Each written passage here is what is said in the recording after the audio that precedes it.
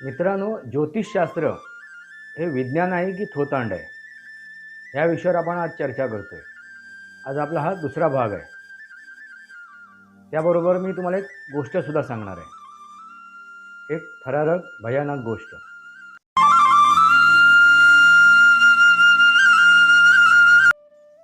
नमस्कार मित्रांनो, सनातनी वास्तव या माझ्या यूट्यूब चॅनलवरती आपलं सहर्ष स्वागत आहे. मी आपला मित्र राजेश वासंती साबाजी किळुसकर. मित्रांनो, आपण चर्चा कशावर करतोय तर ज्योतिषशास्त्र. ज्योतिषशास्त्र हे अगाध शास्त्र आहे. शास्त्र म्हटलं की विज्ञान. ही भाकड कथा नाही आहे, हे थोतांड नाही आहे, हे वास्तव आहे, हे रिॲलिटी आहे. फक्त मित्रांनो, हे जे शास्त्र आहे, या शास्त्राला बदनाम करून ठेवलं आहे. आणि बदनाम करून ठेवणारे आपणच आहोत. आपल्यामधलेच काही लोक आहेत, ज्यांनी आपलं उदरभरण करण्यासाठी त्याचा व्यवसाय करून ठेवला आहे, धंदा करून ठेवला आहे. आणि त्यासाठी ते दोन गोष्टी करतात. एक गोष्ट म्हणजे घाबरवणं आणि दिशाभूल करणं. घाबरवणं आणि दिशाभूल करणं. त्यामुळे हे जे शास्त्र आहे, हे जे विज्ञान आहे, हे बदनाम झालं आहे. मित्रांनो, हे शास्त्र कशावर अवलंबून आहे तर मानसशास्त्र आणि खगोलशास्त्र. मानसशास्त्र म्हणजे मनावरती ते अवलंबून आहे. आपलं मन कशा प्रकारे काम करते याच्यावरती अवलंबून आहे. आता मनावरती कशाचा प्रभाव पडत असतो तर आजूबाजूच्या परिस्थितीचा. परिस्थिती म्हणजे ही परिस्थिती कशामुळे निर्माण होते तर ग्रहांच्या स्थितीमुळे. ग्रह जसं मार्गक्रमण करत असतात, ग्रह तारे विविध त्यांच्या गुणधर्माचे, विविध त्या प्रकारचं पाणी, अमुक एका व्यक्तीच्या विविध मनावरती स्वरूपाचं परिणाम पाणी होत असतात. आपल्या शरीरात त्या आहे. परिणामानुसार तो वागत असतो, आपलं शरीर 70% पाण्याने बनलेलं आहे. निर्णय घेत असतो, विचार करत असतो. गुणधर्माचं पाणी सुद्धा आपल्यामध्ये त्याची बुद्धी त्यावेळी ती चालत असते. मित्रांनो, त्यावेळी तो दुष्कर्म सुद्धा करतो आणि सत्कर्म सुद्धा करतो. आता याच्यात दुष्कर्म काय आहे आणि सत्कर्म काय आहे हे प्रत्येकाने जाणणं गरजेचं आहे, समजणं गरजेचं आहे. आपण काय करतोय, आपण काय निर्णय घेतोय, हे त्या व्यक्तीवर सुद्धा अवलंबून आहे. त्यावेळी तुम्हाला अशी प्रलोभनं दिसतील, तुम्हाला अशी प्रलोभनं निर्माण होतील की तुम्ही तिथे आकर्षित व्हाल. मग त्याच्यातून फायदा आहे की नुकसान आहे हेही समजून घेणं गरजेचं आहे. बऱ्याच वेळेला आपला क्षितिज दिसते, तिथे त्या क्षितिजेच्या जवळ कुठेतरी आकाश टेकलं असं दिसते. आपण चालत राहतो, पण ते आकाश तिथे टेकलेलं नसते, ते क्षितिज आहे. बऱ्याच वेळा आपल्याला मृगजळ दिसते, म्हणजे पाण्यासारखं असं दिसते, कातळावरती पाणी आहे आणि आपण तहानलेला असतो, त्यामुळे आपल्याला जास्त करून पाणी दिसणार. आपण त्याच्याकडे आकर्षिला जातो, पण ते मृगजळ असते. म्हणजे आपले जी ज्ञानेंद्रिय आहेत ना, त्याच्यावरती काबू ठेवणं गरजेचं आहे, त्याच्यावरती नियंत्रण ठेवणं गरजेचं आहे. ज्योतिषशास्त्रामध्ये हीच महत्त्वाची गोष्ट आहे. ज्यावेळी आपल्यावरती ग्रह ताऱ्यांचे प्रभाव पडत असतात आणि आपल्या आयुष्यात उलथापालथ होत असते, मग ती चांगल्या स्थितीची असो किंवा वाईट स्थितीची असो, काहीतरी घडत असते आपल्या आयुष्यात, हे समजणं गरजेचं आहे. मित्रांनो, आज आपण विषय घेऊया कुठला तर ज्योतिषशास्त्रामध्ये 12 राशी आहेत. 12 राशी. त्या 12 राशी कोणत्या आहेत? मेष, वृषभ, मिथुन, कर्क, त्याच्यानंतर सिंह, कन्या रास, तुळ रास. तुळ राशीनंतर येतो वृश्चिक रास आणि वृश्चिक राशीच्या नंतर येतो कुठली रास? धनुरास. धनुराशीच्या नंतर येते ती मकर रास, कुंभरास आणि मीन रास. अशा 12 राशी आहेत. मित्रांनो, 12 राशी आहेत. प्रत्येकाच्या आयुष्यात कुठली नाही कुठली एक रास असते, कुठल्या नाही कुठल्या तरी राशीशी तो जोडलेला असतो प्रत्येक व्यक्ती. मग ते राशी हे गुणधर्म दाखवले आणि त्याचे चिन्ह आहेत, त्याला सांकेतिक भाषेत समजवण्याचा प्रयत्न केला आहे. जसं मी सांकेतिक भाषा कुठे वापरली होती तुम्ही, तर ती सृष्टीच्या निर्मितीच्या सिद्धांतामध्ये, म्हणजे मत्स्य अवतार, कुर्म अवतार आणि वराह अवतार हे सांकेतिक स्वरूप आहे. हे वास्तविक स्वरूप नाही आहे, हे सांकेतिक स्वरूप आहे. तसंच इथे सुद्धा काय आहे, सांकेतिक स्वरूप आहे. त्या राशींना सांकेतिक स्वरूपात दर्शवण्याचा, सांगण्याचा, समजवण्याचा प्रयत्न केला आहे. आणि त्या सांकेतिक स्वरूप काय आहे, पहिल्या राशीचं म्हणजे मेष राशीचं म्हणजे मेंढा. मेंढ्याची वृत्ती कशी आहे, म्हणजे ती वृत्ती तिथे दर्शवली आहे. त्या प्रत्येक राशीला ती वृत्ती दर्शवली आहे. ती वृत्ती कशी आहे, मेंढ्याची वृत्ती कशी आहे, ती म्हणजे बघितलं असेल तुम्हाला, मेंढा असा टक्कर मारताना, ढूस मारताना तुम्हाला दिसेल. तो मेंढा टक्कर मारताना, ढूस मारतानाच दिसेल. म्हणजे त्या राशीची जी व्यक्ती आहे ती प्रत्येक वेळी अशी लढवय्या दिसणार ढूस मारताना. त्याला असं प्रत्येक वेळी वाटणार की आपले तलवार काढूनच लढायला हवं. प्रत्येक क्षणी तो लढण्यासाठी सज्ज असणार. थोडीशी तापट राशी आहे ही. राशीसुद्धा कशी आहे, तापट आहे. कारण का, त्याचा स्वामी कोण आहे, तो मंगळ आहे या राशीचा. मित्रांनो, फक्त रास बघून चालणार नाही. त्याचा स्वामी, करता धरता कोण आहे, तर मंगळ. म्हणजे त्या मंगळाचा त्याच्यावरती प्रभाव आहे. त्या राशीला, त्या राशीवरती मंगळाचा प्रभाव आहे, मंगळ ग्रहाचा. 9 ग्रह आहेत, त्यातील मंगळ ग्रह. मित्रांनो, म्हणजे त्या राशीचा जर आपण विचार केला तर रास कशी आहे, ती तापट आहे आणि लढवय्यी आहे. प्रत्येक वेळी लढण्यासाठी सज्ज असणारी. म्हणजे आपण त्याचा स्वभाव बघितला. आता त्याच्यानंतरची जी रास आहे ती आहे वृषभ. वृषभ म्हणजे बैल. बैल कसा मदमस्त असतो, अगदी डौलानी चालतो.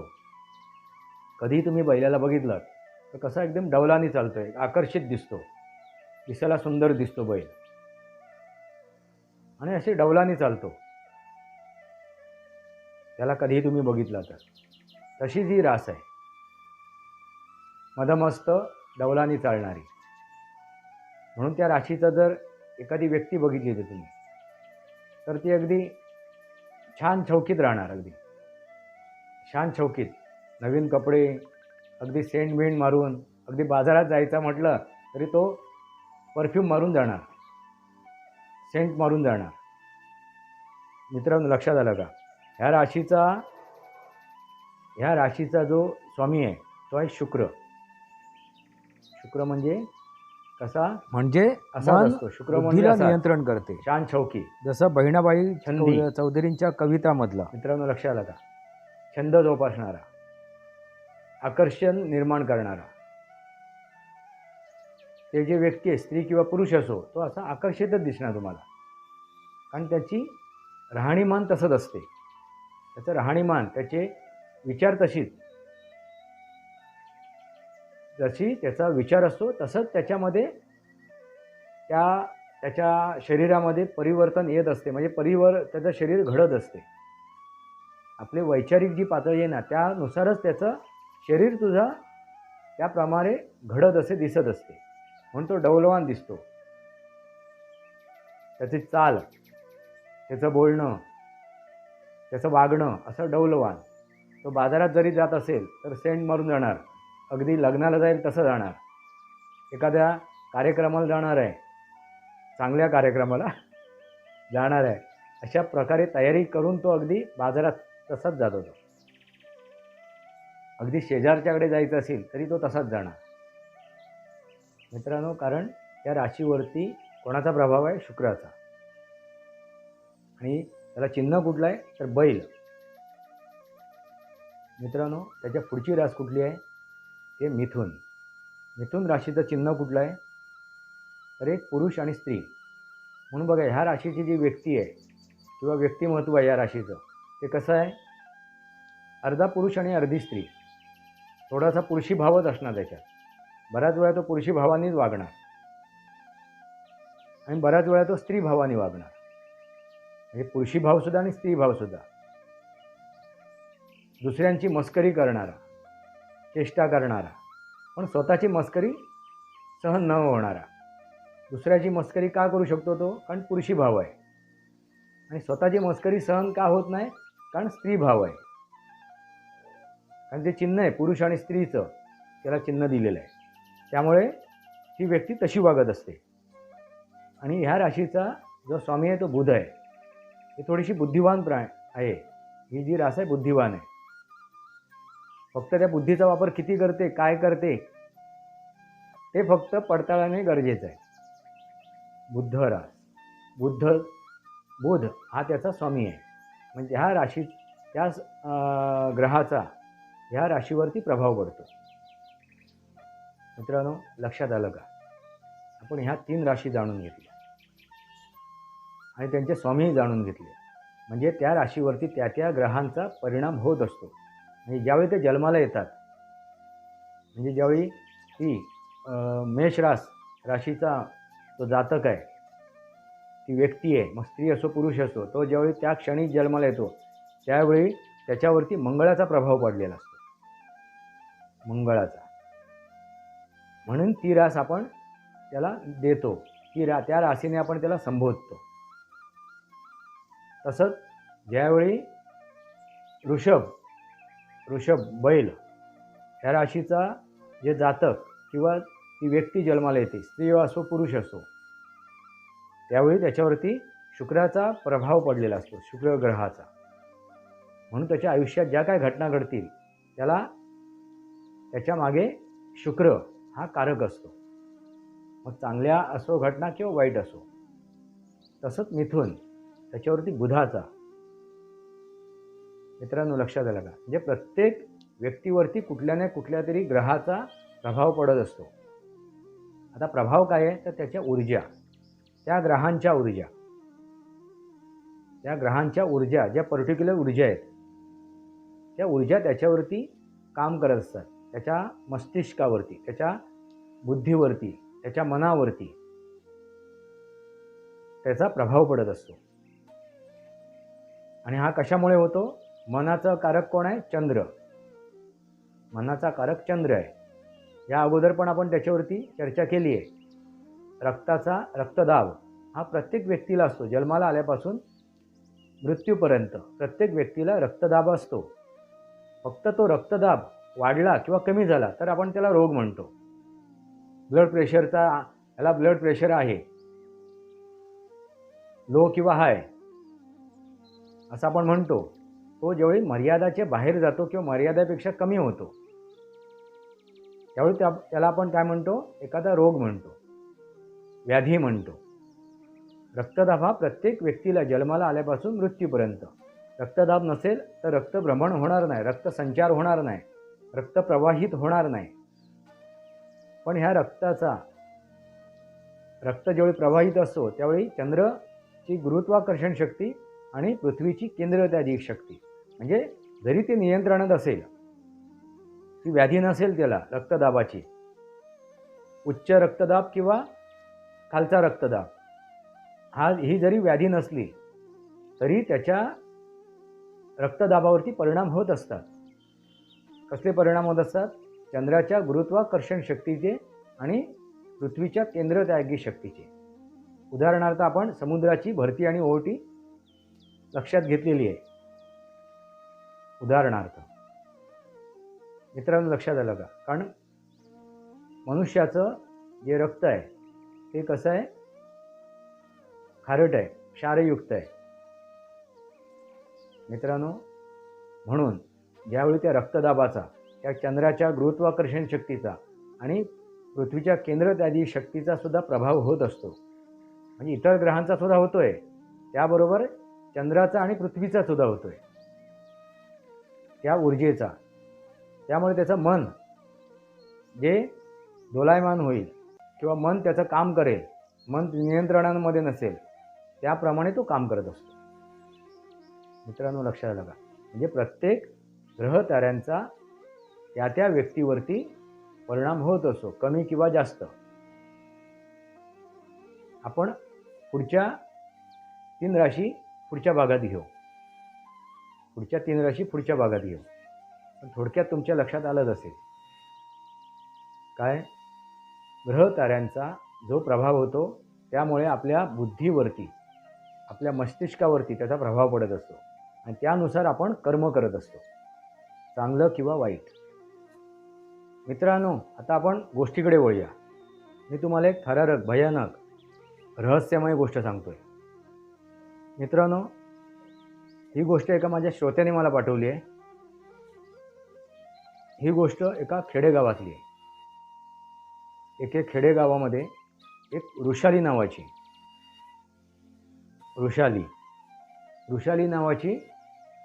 मुलगी राहत असते. आपल्या आईवडिलांसोबत, आपल्या आजी आजोबांसोबत. छोटी मुलगी, म्हणजे ती अजून वयामध्ये नाही आली आहे अशी मुलगी. आणि ती अगदी हुशार असते, अभ्यासात हुशार आहे, खेळायला बागडायला हुशार आहे. प्रत्येक गोष्टीत याच्यात ती सहभाग घेणार, त्या प्रत्येक गोष्टीत ती अव्वल अशी ती मुलगी. शाळेमध्ये प्रत्येक शिक्षकांची आवडती, गावामध्ये सुद्धा प्रत्येक शेजाऱ्या पाजाऱ्यांची ती लाडकी. कारण बोलायला एकदम मधुर, वागणं पण सुंदर तिचं. अशी ती ऋषाली नावाची मुलगी. तिची शाळासुद्धा गावातच होती, म्हणजे आपल्या गावातून, तिच्या गावातून तिला फक्त चालत त्या गावी जावं लागायचं. तिच्यासोबत मैत्रिणी असायचे, मित्रसुद्धा असायचे, म्हणजे त्या गावातले, त्यांच्या गावातले. ते एकत्र मिळून सर्व शाळेत जायचे. त्यामुळे तसा काय प्रश्न नव्हता, अडचणीचा प्रश्न नव्हता, भीतीचा प्रश्न नव्हता. आणि शेवटी गावच्या ठिकाणची गोष्ट आहे. शहरात थोडीशी भीती असते, कोण मुलीला कुठला प्रश्न निर्माण होईल, कुठला त्रास होईल, काय होईल, असा प्रश्न शहरात निर्माण होतो. पण गावच्या ठिकाणी तसे प्रश्न निर्माण होत नाही. आणि ती मुलगी हुशार. माझ्या मते तिचं वय काहीतरी काय सांगितलं त्यांनी, मला वाटते 9 ते 10च्या आसपास. 10चं वय. ती 10 वर्षाची होती, म्हणजे पाचवीच्या आसपास असणार ती. अशी ती मुलगी ऋषाली. म्हणजे मला ती गोष्ट आता पूर्ण तशी नीटशी आठवत नाही आहे, पण मुलीचं नाव लक्षात राहिलं आहे. पण बऱ्याच महिन्यापूर्वी ही गोष्ट त्यांनी मला पाठवली होती. ती सांगायची राहून गेली होती. त्यांनी आपलं नाव सांगायची, मला हे सांगितलं की माझं नाव वगैरे सांगू नका, फक्त गोष्ट सांगा. म्हणून त्यांचं नाव वगैरे मी काय सांगत नाही त्या श्रोत्याचं. कारण मी ही जी गोष्ट ज्यावेळी सनातनी वास्तव हा माझा चॅनल मी सुरू केला नव्हता, वास्तवावर बोलू काहीतरी या माझ्या चॅनलवरूनच मी ह्या गोष्टी करत होतो. सनातनबद्दलही माझे विषय मांडत होतो. हां मित्रांनो, तुम्ही माझ्या ह्या चॅनललासुद्धा सबस्क्राईब करा. कुठली वास्तवावर बोलू काहीतरी. आणि दुसरा एक चॅनल आहे, तो म्हणजे बोलायचं तरी काय. ह्या चॅनलवर जाऊनसुद्धा माझे व्हिडिओ पाहू शकता. तर ती मुलगी, ऋषाली नावाची मुलगी, खूप हुशार, प्रत्येक गोष्टीत हुशार. तिच्या पुढ्यात एखादं काम दिलं की ती अगदी ते पूर्ण करायचीच, म्हणजे एवढ्या कमी वयातसुद्धा इतकी ती हुशार. त्यामुळे बऱ्याच जणांना तिच्याबद्दल हेवासुद्धा वाटायचा. मित्रांनो, नेहमीप्रमाणे ती न चुकता शाळेत जायची. आणि शाळेत जाण्यासाठी अगदी तो गावचा रोड होता, त्यामुळे रस्ता होता, त्याचे त्या रोडनी ती पायही उचलेनासे झाले. मैत्रिणीसमोर आणि मग त्याने त्याला विचारलं. पण एक दिवस काय झालं, तिला उशीर झाला. शाळेत जायला, घरातून बाहेर पडायला उशीर झाला. तोपर्यंत बाकीची मुलं निघून गेली होती. कारण एका ठिकाणी ते एकत्र यायचेत, एक त्यांचं ठिकाण होतं, एकत्र भेटायचेत आणि तिथून ते एकत्र जायचे. पण त्या दिवशी उशीर झाला म्हणजे ती समजून गेली की नक्कीच हे सगळे निघून गेले असतील, माझी काय वाट बघणार नाहीत. ही जरा तिला खात्री पटली. मग तिने विचार केला की आपण शॉर्टकट मारूया. आता गावच्या ठिकाणी रस्ते आहेत, हे कसे वेडीवाकडी आहेत, वळणाची आहेत. त्या रस्त्याने जाणार म्हणजे वेळ लागेल आपल्याला. कुठेतरी ते शॉर्टकट गेलो आपण तर आपल्याला भेटतील. आता शॉर्टकट कुठले, गल्लीबोळाचे नव्हे, तर जंगलाच्या रस्त्यातून. आणि नेहमी तिच्या पायाखालचा जो जंगल आई वडिलांबरोबर कधी त्या जंगलात ती जायची रानमेवा खायला वगैरे, किंवा लाकूड फाट्या आणण्यासाठी. त्यामुळे तिच्या पायाखालचं ते रान होतं आई वडिलांच्या सोबतचं. तिने विचार केला आपण शॉर्टकट मारूया. आता आपल्यासोबत कोणी नसलं तरी आपण या शॉर्टकटने जाऊया, आता आपल्याला शाळेत पोचायला उशीर होईल. आणि हा महत्त्वाचा विषय आहे आणि तिचा आवडता विषय. महत्त्वाचा विषय आणि आवडता विषय. कुठला आवडता विषय तिचा? तर चित्रकला. चित्रकलेत ती खूप प्रवीण होती, प्रावीण्यता होती तिच्यात, आणि तो आवडता तिचा विषय. इतर विषयातसुद्धा तिला प्रावीण्यता होती, पण तो विषय तिला जास्त करून आवडायचा. मग ती निघाली शॉर्टकटमधून. तिला रस्ता माहीत होता की आपण ह्या पायवाटेने गेलो की आपण इथे ह्या रस्त्याला पण पोचू, आणि ह्या रस्त्यावरती आपले जे मित्रमंडळी आहेत ते आपल्याला भेटतील, नाही भेटले तरी आपण वेळेवर शाळेत पोचू. कारण आज चित्रकलेचे शिक्षक काहीतरी वेगळं शिकवणार होते, ही तिला उत्कंठा होती. आणि ती निघाली त्या पायवाटेने जंगलातून. आता तिला ते नवीन नव्हतं जंगल, त्यामुळे ती नेहमीप्रमाणे पुढे निघाली. वाटेत जाता जाता तिला एक विहीर लागली. नेहमीप्रमाणे ती विहीर असते, त्या विहिरीजवळ ती बऱ्याच वेळा जाऊन आली आहे. पण त्या दिवशी ती विहिरीजवळ पोचली आणि त्या विहिरीच्या अजून म्हणजे आजूबाजूने तिला आवाज यायला लागला. ती जराशी हे झाली, सतर्क झाली. काय, कोण आहे इथे? बघायला लागली आजूबाजूला, कसला आवाज होतोय, कसला आवाज होतोय, कोण आहे? तर कोण दिसलं नाही तिला. ती थोडीशी पुढे गेली, म्हणजे विहिरीच्या जवळ आली होती, अगदी विहिरीपर्यंत ती पोचली नव्हती, आणि ती विहीर क्रॉस करून तिला पुढे जायचं होतं. आवाजाचा प्रमाण वाढला, तर ती आणखीन सतर्क झाली. एखादा जनावर तर नाही म्हणून तिने तिच्या बाजूची एक काठी उचलली, बाजूला पडलेली एक काठी उचलली, आणि ती काठी तिने घेतली. आणि तिने विचार केला की जर आलं एखादं जनावर, कारण तिला आजी आजोबांनी ही गोष्ट सांगितली होती, कुठलंही जनावर आहे ते काठीला घाबरतं, म्हणून एक भली मोठी तिने काठी उचलली. जर जनावर आलं तर आपण घाबरायचं नाही, अगदी निर्भीडीतीने जायचं त्याला सामोरं, पळायचं नाही. काही पळालो तरी तो जनावर असेल, हिंस्र असेल तर आपल्याला खाणारच आहे, त्यापेक्षा आपण त्याला प्रत्युत्तर देऊ. अशी ती निर्भीडतीने ती काठी उचलली आणि पुढे सरकली आणि विहिरीजवळ आली. आणि तिला आवाज आला, वृषाली, आणि ती दचकली. आता इथे कोण मला हा आवाज देते? इथे कोण आवाज देते? आणि तिची आई तिला एक प्रेमाने हाक मारायची. ती फक्त आई हाक मारायची, कधीतरी एकांतात, बंड्या म्हणून. बंड्या, माझा बंड्या. तर त्याने बंड्या म्हणून हाक मारली. काय बंड्या? अगं बंड्या.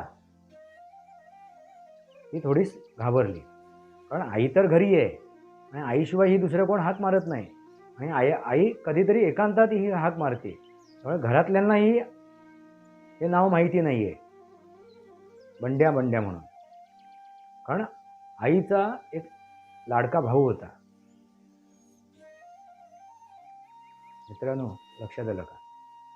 आईचा तिच्या लाडका भाऊ होता, तो लहानपणी स्वर्गवासी झाला होता, त्याचं नाव बंड्या. त्यामुळे ती एकांतात हाक मारायची. म्हणजे बंड्या हाक केल्याबरोबर ती दचकली. ती नक्की कोण? आईच्या व्यतिरिक्त कोण हाक मारत नाही, आई तर घरी आहे. मित्रांनो, याच्या पुढची गोष्ट आपण पुढच्या भागात बघू, कारण हा व्हिडिओ वाढत जाईल आणि तुम्हाला ऐकायला कंटाळा येईल. महत्त्वाचा विषय काय आहे तर आपण सनातन समजून घेतोय, गोष्ट सांगतोच आहे, तुम्ही याल आणि ऐकाल म्हणून. मित्रांनो, ह्यासाठीच ज्या पौराणिक कथा रचल्या गेल्या त्याच्या मागचं कारण तेच होतं, चाराण्याची कोंबडी आणि बारण्याचा मसाला. कारण कथेच्या स्वरूपात जर सांगितलं तर तुम्ही ते ऐकाल, बघाल, समजाल. मित्रांनो, लक्षात आलं का? त्या भाकड कथा नाही आहेत. ज्या कथा आहेत, पौराणिक कथा आहेत, भाकड कथा नाही आहेत. ते वास्तववादी कथा आहेत. पण त्याच्यात वास्तव, त्याच्यातलं जे वास्तव आहे, मूळ आहे, ते समजून घेणं गरजेचं आहे. जसं मी तुम्हाला ते मूळ सांगितलं आहे यापूर्वी. कशामधलं मूळ? सनातनचं सृष्टी निर्मितीचा सिद्धांत, विष्णूचे दशावतार. त्या कथेमधील मूळ काय आहे हे समजावून सांगण्याचा प्रयत्न केलेला आहे. तसंच आपण ज्योतिषशास्त्र समजून घेऊ. सनातनी वास्तव या माझ्या यूट्यूब चॅनलला सबस्क्राईब करा, बेल आयकॉन दाबा. माझे विचार पडत असेल लाईक करा. आपले विचार कमेंट बॉक्समध्ये लिहा. तुर्तास इतकंच. भारत माता की जय. वंदे मातरम. जय भारत, जय महाराष्ट्र, जय सनातन.